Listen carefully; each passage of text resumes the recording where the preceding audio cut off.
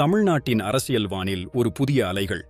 பெரியகுளத்தில் நடந்த முப்பெரும் விழாவில் விஜயகாந்தின் மகன் விஜய பிரபாகரன் தமிழ்நாடு முழுவதும் அதிரடி வேலை செய்ய தயாராக உள்ளதாக அறிவித்தார்.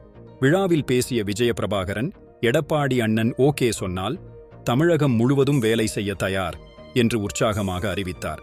இதனால் அரசியல் களம் சூடுபிடித்துள்ளது. தேமுதிக மற்றும் அதிமுக கூட்டணியின் கூட்டணி தர்மத்தை மதித்து மக்கள் நலத்திட்டங்களை முன்னெடுத்து செல்ல விஜய் பிரபாகரன் உற்சாகமாக கூறினார்.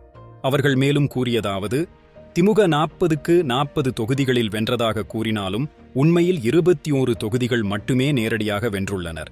மீதமுள்ளவை கூட்டணியின் பலத்தால் வந்தவை என்று வெளிப்படையாக விமர்சித்தார். செந்தில் பாலாஜியை மீண்டும் அமைச்சராக்கியதை எதிர்க்கட்சிகள் கேள்விக்குறியாக்கியதை விஜய் பிரபாகரன் தைரியமாக வெளிப்படுத்தினார்.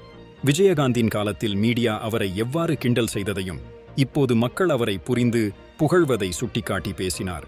மக்கள் யாருக்கு வாக்களிக்க வேண்டும் என்பதை உணர்ந்து தேமுதிக மற்றும் அதிமுக கூட்டணியை மீண்டும் வெற்றிக்குச் சேர்க்க வேண்டும் என்பதை அவர் அழுத்தமாக கூறினார்.